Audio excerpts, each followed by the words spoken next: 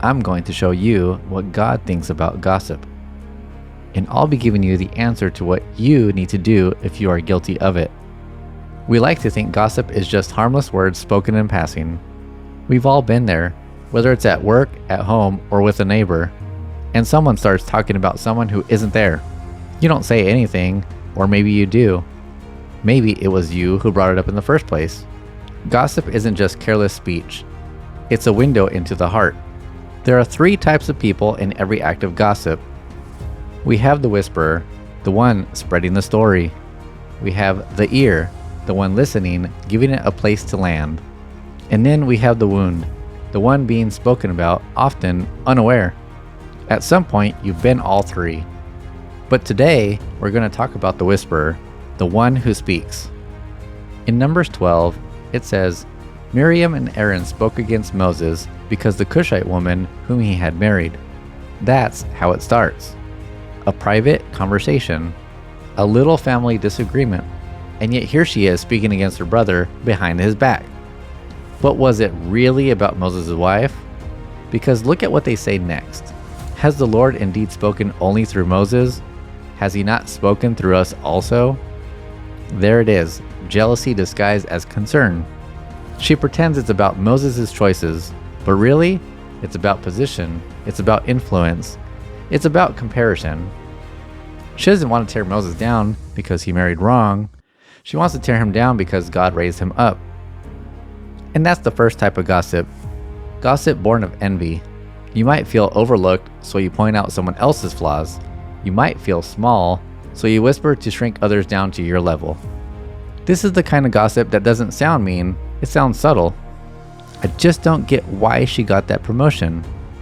He acts like he's perfect. I mean, good for them, but envy can't celebrate others, so it criticizes them in secret. But there's more going on with Miriam. She's family, she feels entitled to influence. And that leads to a second category, gossip born of pride. You believe you deserve more than someone else, so you cut them down to feel higher. This gossip doesn't always sound insecure. Sometimes it sounds confident.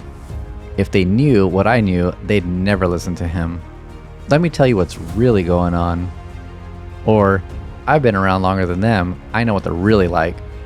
Pride hides behind just being honest, but the truth isn't spoken to help, it's spoken to harm. And sometimes gossip doesn't come from jealousy or pride. It comes from fear, from wanting control, from resentment that someone else is getting attention. And then we have gossip born of insecurity or resentment. You don't feel safe, so you try to make others feel unsafe too. You've been hurt, so you turn to gossip to get power back.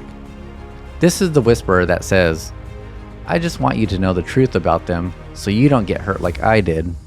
Now, let's get back to the story. And the Lord heard it. That's the most chilling line in the whole story. God hears gossip, and he calls Miriam and Aaron forward. He defends Moses. He reminds them that Moses speaks to him face to face. And then Miriam is struck with leprosy. The mouth that whispered now wears the mark. But Moses intercedes. He prays for her healing, and God heals her, but not immediately.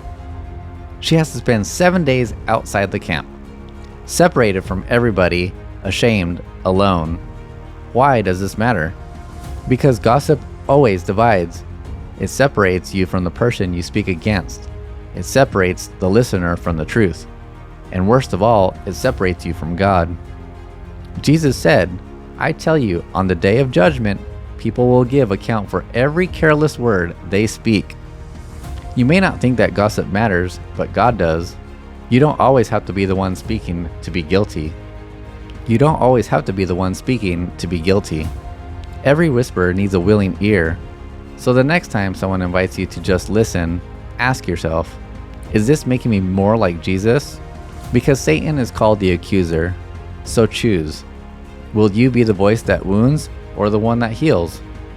Miriam gossiped about Moses, but Moses prayed for Miriam. That's the path we're called to follow. If you've been the whisperer, ask God for forgiveness and pray for the one who gossiped about you. If you've been the ear, close it. If you've been the wound, take it to Jesus.